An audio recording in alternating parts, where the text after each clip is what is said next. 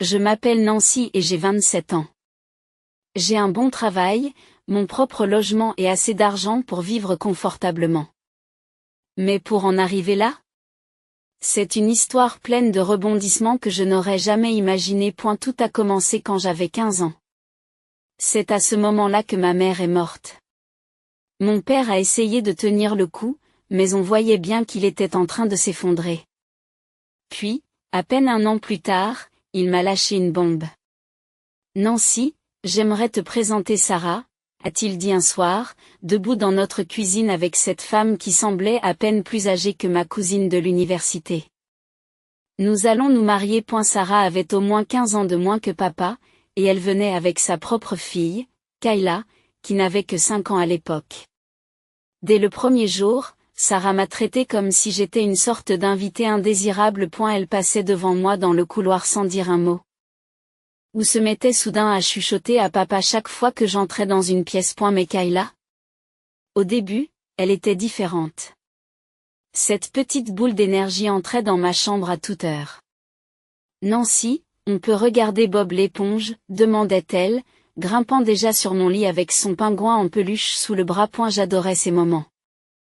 Avoir une petite sœur était quelque chose que j'avais toujours voulu, et pendant un moment, j'ai eu l'impression que quelque chose de bien pourrait sortir de toute cette situation. Mais cela n'a pas duré. Le changement a commencé lentement. D'abord, Kayla a cessé de venir dans ma chambre après l'école. Puis elle s'excusait quand je lui demandais si elle voulait regarder la télé avec moi. Un jour, j'ai entendu Sarah parler à Kayla dans la cuisine. « Chérie, tu n'as pas besoin de passer autant de temps avec Nancy, » disait Sarah de sa voix sucrée. « Elle n'est pas vraiment ta sœur, tu sais. C'est juste l'autre fille de ton père. » C'est à ce moment-là que tout s'est mis en place. La façon dont Sarah avait agi, la distance soudaine avec Kayla, tout cela faisait partie de son plan. Elle ne voulait pas que Kayla me voie comme une sœur. Et elle a réussi. Après ça, j'ai arrêté d'essayer. À quoi bon? Chaque fois que Kayla me regardait au dîner ou détournait la tête quand je la croisais dans le couloir, ça me faisait encore plus mal. J'ai donc préféré me consacrer à mon travail scolaire. Lorsque j'ai été acceptée à l'université avec une bourse complète, j'ai ressenti comme une liberté. Après l'université, ma carrière a décollé comme une fusée. Chaque année apportait de nouvelles opportunités, des projets plus importants et un meilleur salaire. J'ai enfin eu la vie dont je rêvais, mon propre appartement, de beaux vêtements, des restaurants chics. Des voyages le week-end quand je le voulais. Fini le temps où je comptais les sous et où je portais des vêtements d'occasion. C'est alors qu'est arrivé le coup de téléphone qui a tout changé. Nancy, la voix de mon père à l'autre bout du fil était hésitante, presque timide. « Comment vas-tu, ma chérie ? » J'ai failli laisser tomber ma tasse de café. Nous n'avions pas vraiment parlé depuis que j'étais partie à l'université. Bien sûr, il y avait eu de temps en temps une carte de vœux ou un bref message d'anniversaire, mais c'était tout. J'ai toujours pensé que Sarah avait quelque chose à voir avec ce silence. Elle avait cette façon de s'incruster chaque fois que papa essayait de m'appeler, trouvant toujours une raison pour laquelle il devait raccrocher rapidement. J'ai pensé, a-t-il poursuivi lorsque je n'ai pas répondu, qu'il était peut-être temps de prendre un nouveau départ. Mettre le passé derrière nous. Viens dîner dimanche, Sarah aimerait bien te voir aussi. Là. Je savais qu'il se passait quelque chose. Sarah aimerait bien me voir. Mais la curiosité a pris le dessus, et ce dimanche-là, je me suis retrouvée à m'arrêter dans leur allée. À ma grande surprise, Sarah m'a accueillie à la porte avec un grand sourire et m'a même serrée dans ses bras. « Nancy, tu nous as tellement manqué. » J'y suis restée raide dans son étreinte, me demandant si je n'étais pas entrée dans la zone du crépuscule. C'était la même femme qui avait un jour oublié de me dire que le dîner de famille avait été décalé, me laissant seule à une table vide. Les visites sont devenues régulières par la suite. Tous les dimanches, je venais et nous nous asseyions tous dans le salon pour discuter maladroitement du temps qu'il faisait et des nouvelles locales. Puis, environ un mois plus tard, l'autre chaussure est tombée. Le fait est que, Nancy, dit papa un dimanche, le regard fixé sur sa tasse de café, nous avons des difficultés financières. Sarah s'est empressée d'intervenir. La voix douce comme du miel. La maison a besoin de temps de réparation et les factures ne cessent de s'accumuler. Nous n'aimons pas demander, mais, au début, il s'agissait d'aider à payer les factures d'électricité. Ensuite, c'était l'argent pour l'épicerie. Puis sont venues les réparations, un nouveau chauffe-eau, la réparation du toit, le remplacement de la vieille chaudière. Chaque fois qu'ils appelaient, les montants augmentaient, mais je continuais à payer. Après tout, c'était la famille. Non, Kayla, désormais adolescente, est restée la seule constante dans cette mer de changement. Alors que papa et Sarah avaient fait un virage à 180 degrés, elle était restée exactement la même, froide et distante. Lors de mes visites, elle s'affalait dans un coin du salon, le visage plongé dans son téléphone, ne levant la tête que pour marmonner un « et », hésitant lorsqu'elle était obligée de reconnaître mon existence. Parfois, je la surprenais en train de m'observer quand elle pensait que je ne regardais pas, avec cette expression étrange sur son visage, pas tout à fait de la haine, mais quelque chose qui s'en rapprochait. Je me disais que c'était juste la différence d'âge. Après tout, quel jeune de 17 ans a envie de passer du temps avec sa demi-sœur de 27 ans? Peut-être que si nous avions été plus proches en âge, les choses auraient été différentes. Mais au fond de moi, je savais que ce n'était pas ces à point et la graine que Sarah avait plantée toutes ces années auparavant s'était transformée en murs épais et épineux entre nous. Aucune somme d'argent ni aucun dîner dominical forcé n'y changerait rien. L'appel est arrivé un mardi soir, alors que je triais mon courrier. Le numéro de Sarah qui clignotait sur l'écran de mon téléphone signifiait généralement qu'une autre facture devait être payée, alors je me suis préparée avant de répondre. Nancy, nous préparons quelque chose de spécial, se réjouit Sarah. Sa voix vibrant pratiquement d'excitation. Kayla aura 18 ans le mois prochain, et nous voulons que ce soit absolument parfait. Le problème, c'est que nous sommes un peu à court d'argent en ce moment. Et nous espérions, bien sûr qu'il l'espérait. Je me frotte les tempes, retenant un soupir. À quel genre de fête pensez-vous? Rien d'extravagant, m'a rapidement assuré Sarah. Juste une belle fête dans le jardin. Mais nous voulons que ce soit spécial, tu sais? De la bonne nourriture, de belles décorations, tous ses amis. Je me suis surprise à acquiescer, malgré mon scepticisme initial. Peut-être que cela pourrait être différent. Peut-être que c'était l'occasion de combler le fossé qui nous séparait, Kayla et moi. Après tout, 18 ans, ce n'est pas rien. Je me souvenais encore de la fête de mes 18 ans, même si la mienne avait été beaucoup moins importante et s'était déroulée dans une pizzeria locale. Tu as besoin d'aide, pourquoi en particulier? Demandai-je, en prenant déjà mon ordinateur portable. Eh bien. Sarah hésite. La plus grosse dépense sera la nourriture et les boissons. Nous voulons qu'il y en ait assez pour tout le monde, et tu sais comment les adolescents mangent. J'ai consulté le site internet d'un traiteur local auquel j'avais fait appel pour des événements professionnels. Je peux m'occuper de la restauration, ai-je proposé. Ils font du bon travail, entrées, plats principaux, boissons, et ils font de superbes gâteaux. J'ai passé l'heure suivante à discuter avec eux des options de menu, en essayant d'imaginer le visage de Kayla lorsqu'elle verrait le menu. Serait-ce enfin la chose qui allait dégeler la glace entre nous? Je me suis même surprise à m'enthousiasmer pour l'organisation de la fête. Puis, quelques jours plus tard, papa a rappelé. Nancy, ma chérie, il faut qu'on parle d'autre chose, dit-il d'une voix sérieuse. Il s'agit de l'avenir de Kayla. Je me suis installée dans mon fauteuil préféré, sentant que cette conversation ne serait pas rapide. De quoi s'agit-il? Eh bien, elle va bientôt passer son bac, et elle veut aller à l'université, dit-il en faisant une pause. Tu sais combien l'éducation est importante, et en tant que sœur, je savais déjà où il voulait en venir avant même qu'il ne finisse sa phrase. Mais étonnamment, je n'ai pas ressenti l'irritation habituelle qui accompagne leur demande d'argent. Au contraire, je me suis surprise à y réfléchir. Combien coûteraient les frais de scolarité? Ai-je demandé. Papa a commencé à énumérer des chiffres, mais mon esprit était déjà en train de s'emballer. Ce soir-là, après l'appel de papa, je me suis assise sur mon balcon avec un verre de vin et j'ai réfléchi. L'université d'État était une bonne école avec des frais de scolarité raisonnables. Je pouvais me l'offrir sans trop peser sur mes finances. Peut-être, juste peut-être. Cela pourrait être le geste qui ferait enfin de Kayla une famille. J'ai pris ma décision sur le champ. Je l'ai dénoncé lors de sa fête d'anniversaire, mon cadeau serait de payer ses études supérieures. J'ai passé les jours suivants à finaliser les arrangements avec les traiteurs, à choisir le modèle de gâteau parfait et à rédiger ce que je dirais lorsque je ferai mon annonce. 2 jours avant la fête, mon téléphone a sonné alors que je passais en revue la dernière commande du traiteur. Le nom de Kayla s'est affiché sur l'écran et mon cœur a fait un bond. Elle ne m'avait jamais appelé auparavant. Hey, Kayla, je finalisais juste quelques détails de la fête. Oui, à ce propos, me coupa TL, la voix froide et professionnelle.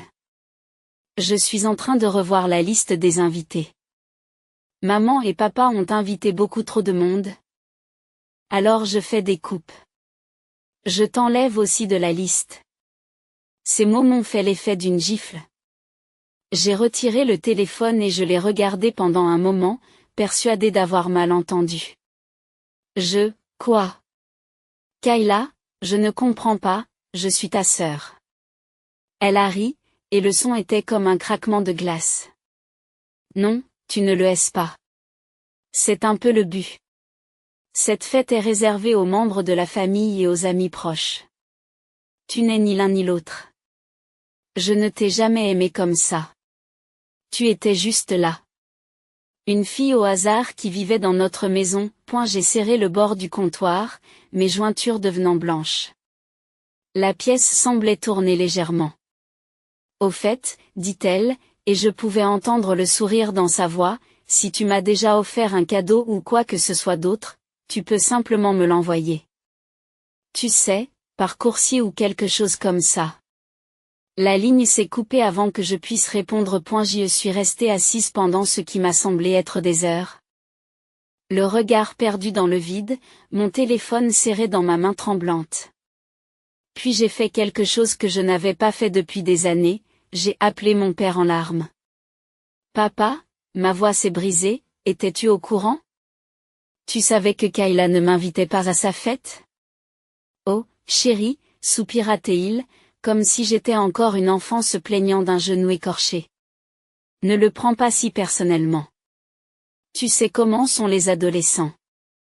Tu es plus âgée et plus sage qu'elle, Nancy. La famille aide la famille. La famille, j'ai haussé le ton. Kayla vient de dire explicitement que je ne suis pas de la famille. Soudain, la voix de Sarah s'est fait entendre, claire et nette. Écoute-moi bien, Nancy. Tu as réussi, tu es riche, c'est ton devoir de nous aider. Nous sommes ta famille, que Kayla te veuille ou non à sa fête. J'ai ouvert la bouche pour répondre, mais la ligne s'est coupée. Sarah m'avait raccroché au nez. J'étais assise dans ma cuisine, entourée de plans de fête et de menus de traiteur, me sentant comme la plus grande idiote du monde. Tout ce temps passé à faire des chèques, à essayer d'acheter mon chemin dans leur cœur, et voilà ce qu'ils pensaient vraiment de moi. Juste un distributeur de billets avec des jambes. Une source d'argent pratique qui ne méritait même pas une invitation à la fête qu'elle finançait. L'écran de l'ordinateur portable s'est assombri, puis est devenu noir, mais je suis restée assise là, à regarder mon reflet dans le verre noir. Derrière moi, je pouvais voir le tableau en liège où j'avais épinglé la lettre d'acceptation de l'université d'État, celle que j'avais prévu de montrer à Kayla lorsque j'avais annoncé que je paierais ses études. J'ai trouvé le numéro du traiteur, puis j'ai hésité. La partie rationnelle de mon cerveau m'a rappelé qu'annuler maintenant serait jeter de l'argent par les fenêtres. Qu'ils avaient déjà acheté toute la nourriture et commencé les préparatifs. Mais une autre idée m'a traversé l'esprit et je me suis mise à sourire pour la première fois depuis des heures. Bonjour, c'est Nancy Mitchell, ai-je dit quand on m'a répondu. J'appelle au sujet de la commande de la fête de ce samedi. J'ai besoin de changer l'adresse de livraison et j'aimerais faire don de la totalité de la commande au Haut-Parper Shelter du centre-ville. Il y a eu une pause à l'autre bout du fil. Le refuge pour sans-abri?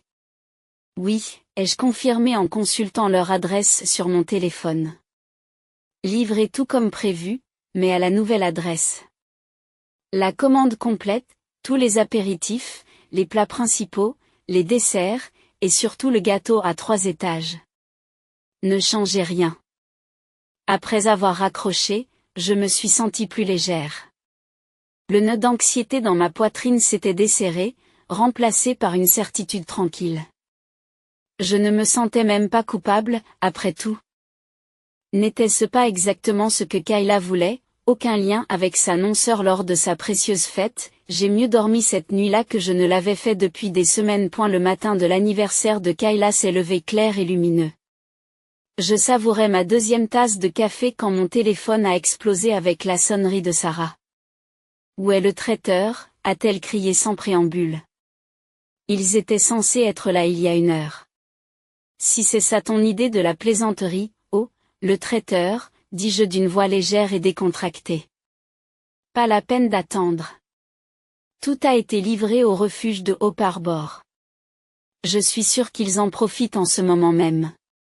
Le silence à l'autre bout du fil était assourdissant. Vous, quoi? La voix de Sarah était devenue un murmure dangereux. Comme je ne suis pas assez proche de la famille pour assister à la fête, dis-je en remuant mon café. Je me suis dit que je ne devais pas imposer mon cadeau non plus. Kayla a bien précisé qu'elle ne voulait que des parents proches et des amis. Et comme son père l'a si judicieusement souligné, je dois respecter ses souhaits. Espèce de petite rancunière. La voix de Sarah s'est élevée jusqu'à un cri strident. Tu as tout gâché. Les invités seront là dans 2 heures. En arrière-plan, j'entendais la voix de Kayla qui montait, paniquée. Maman, qu'est-ce qui se passe?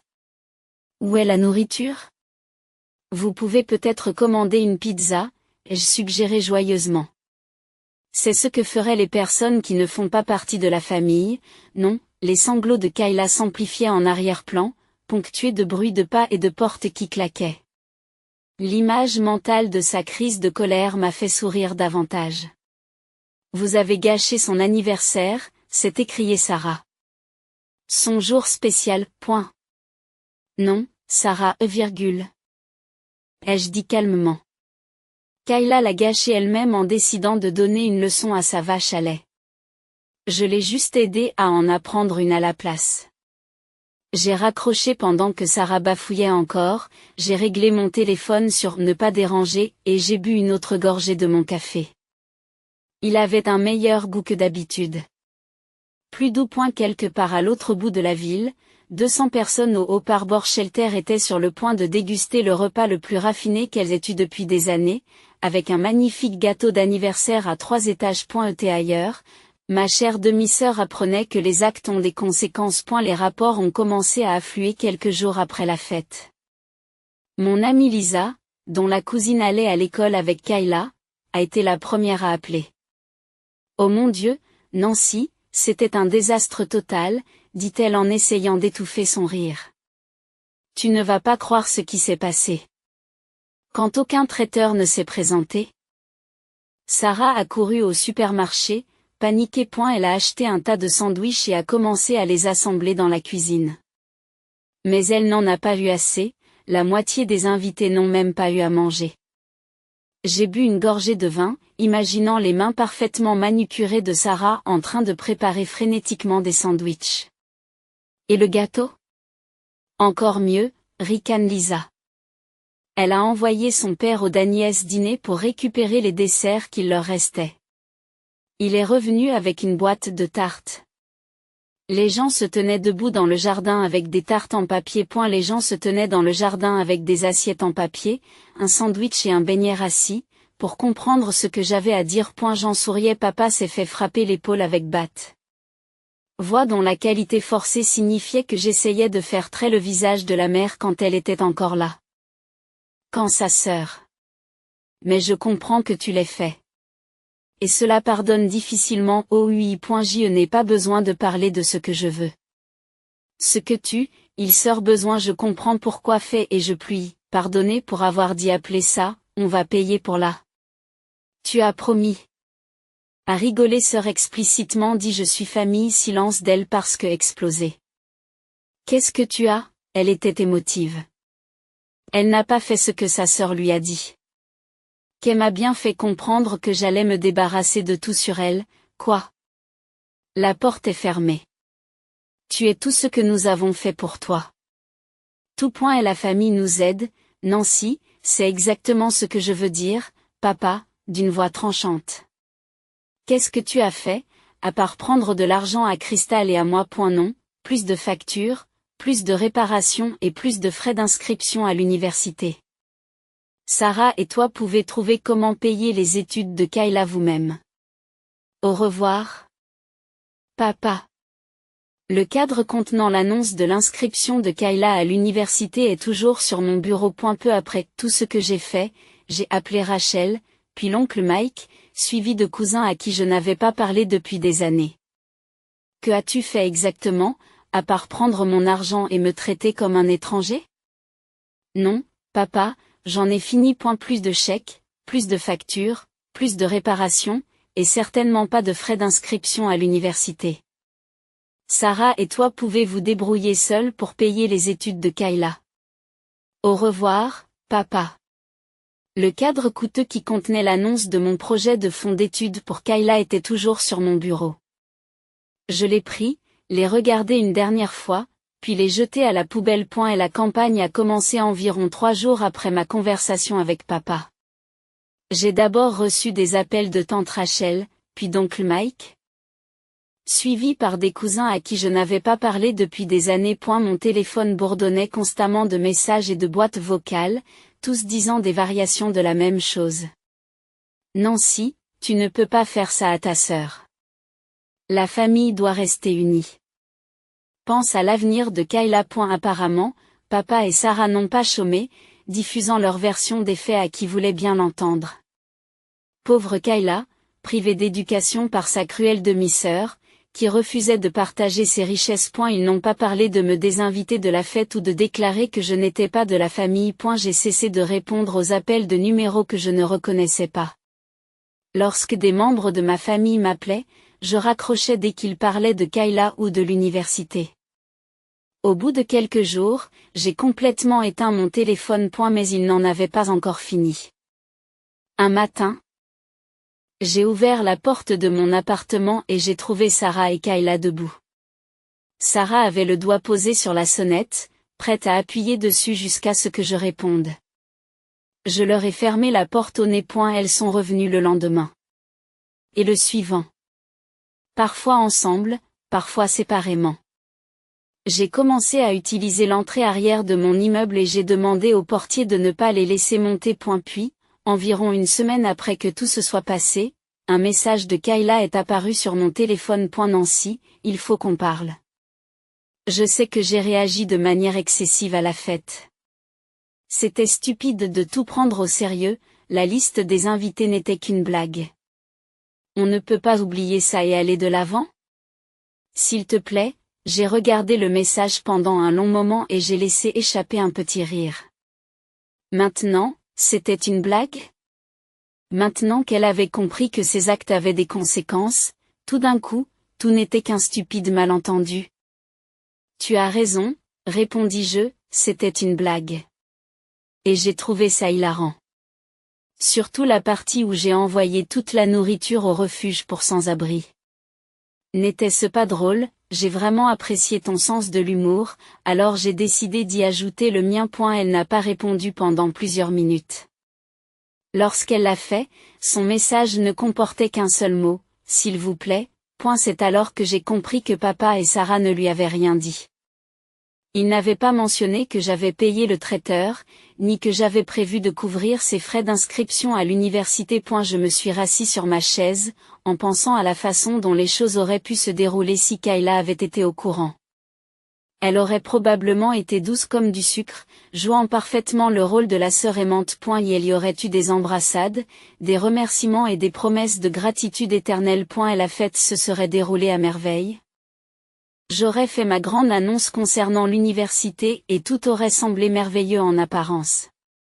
Mais tout aurait été faux. Juste une autre performance dans le spectacle permanent du « faisons comme si nous étions une famille heureuse », tant que Nancy continue à faire des chèques. Bizarrement, je devais remercier Kayla. Son moment de cruauté honnête avait détruit la façade que j'essayais désespérément de maintenir depuis des années.